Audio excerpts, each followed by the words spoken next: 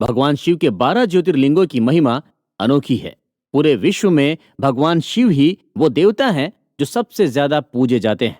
उनके 12 ज्योतिर्लिंग शिव भक्तों के लिए वो जगह है जहां वो भोलेनाथ को खुद के करीब महसूस करते हैं। दोस्तों, घृष्णेश्वर ज्योतिर्लिंग महाराष्ट्र के औरंगाबाद डिस्ट्रिक्ट के वेरुल गांव में स्थित है। इस मंदिर के पास ही अजंता एलोरा की फेमस गुफाएं हैं। अजंता एलोरा की गुफाएं बड़ी बड़ी चट्टानों को काटकर बनाई गई है। अजंता में 29 गुफाएं और एलोरा में 34 गुफाएं हैं। अब इन गुफाओं को वर्ल्ड हेरिटेज के रूप में संरक्षित किया जा रहा है ताकि हमारी आने वाली पीढ़ी भी इंडियन आर्ट की इस एक्सीलेंट एग्जाम्पल को देख सके। शिव पुराण समेत कई ग्रंथों में इस ज्योतिर्लिंग का जिक्र मिलता है। कुछ ग्रंथों में इसे कुमकुमेश्वर ज्योतिर्लिंग के नाम से भी जाना जाता है। घृष्णेश्वर का मतलब होता है करुणा का देवता, यानी जिसमें दया की भावना होती है। यहाँ आने वाले हर भक्त पर भगवान शिव की दया बनी रहती है। कई सदियों से घृष्णेश्वर ज्योतिर्लिंग लाखों श्रद्धालुओं की आस्था से जुड़े हैं और हर साल यहाँ पर लाखों भक्त दर्शन करते हैं। मंदिर के गर्भगृह में भगवान शिव का प्राचीन ज्योतिर्लिंग स्थापित है। इस मंदिर में हर किसी को जाने की परमिशन है, लेकिन गर्भगृह में जाने के लिए यहाँ धोती पहनना जरूरी है। यहाँ भोलेनाथ के दर्शन के लिए हिंदू ट्रेडिशन का बहुत ध्यान रखना पड़ता है। प्राचीन शैली में बना यह मंदिर बहुत ही खूबसूरत है। इस मंदिर के बीच में भगवान विष्णु के 10 अवतारों को प्राचीन चित्रकारी के जरिए दिखाया गया है। इस मंदिर का हॉल 24 पिलर पर टिका हुआ है, जिन पर हाथों से कारीगरी की गई है। यहाँ हाथों से लिखी गई लिपियां भी देखने को मिलती हैं। मंदिर की दीवारों पर कई हिंदू देवी देवताओं की मूर्तियां और चित्रकारी उकेरी गई है। घृष्णेश्वर ज्योतिर्लिंग की महिमा और कहानी का जिक्र शिव पुराण में मिलता है। कहते हैं साउथ में देवगिरी पर्वत के पास सुधर्मा और सुदेहा नाम का एक ब्राह्मण जोड़ा रहता था। वो दोनों ही भगवान शिव के भक्त थे। सुधर्मा रोजाना सुबह भगवान शिव की पूरे विधि विधान और कर्म कांड के साथ पूजा किया करता था।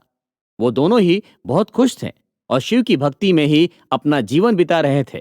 लेकिन शादी के कई सालों बाद भी जब उन्हें बच्चे नहीं हुए थे, इस बात को लेकर पड़ोसी और परिवार वाले अक्सर सुदेहा को ताने मारते रहते थे।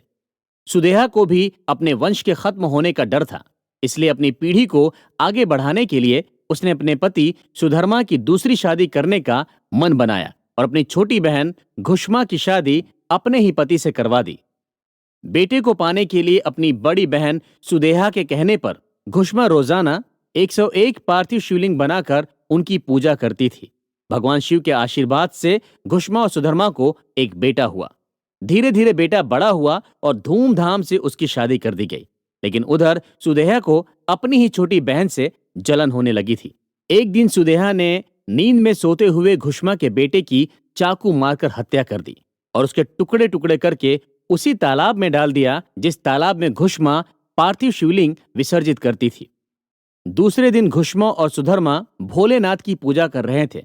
तब उनकी बहू ने कमरे में सब जगह खून देखा, जिसे देखकर वो बहुत घबरा गई और उसने जोर जोर से चिल्लाकर अपने सास ससुर को बताया। लेकिन घुष्मा पूजा में लगी रही। जब वो पार्थिव शिवलिंग को विसर्जन करने के लिए तालाब के पास गई तो वहां उसने अपने बेटे को जिंदा देखा।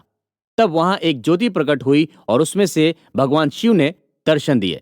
भोलेनाथ सुदेहा को सजा देना चाहते थे, लेकिन घुष्मा ने भोलेनाथ से अपनी बहन को माफ करने की प्रार्थना की। तब भगवान ने प्रसन्न होकर घुष्मा को वरदान मांगने के लिए कहा। तब घुष्मा ने भगवान से कहा कि वो लोगों के कल्याण के लिए हमेशा के लिए यहाँ विराजित हो जाएं। घुष्मा की इच्छा मानते हुए भगवान शिव वहीं पर ज्योतिर्लिंग के रूप में विराजित हो गए, जिसे घृष्णेश्वर ज्योतिर्लिंग का नाम दिया गया और तभी से ये मंदिर हजारों लाखों शिव भक्तों के लिए पवित्र तीर्थ बन गया।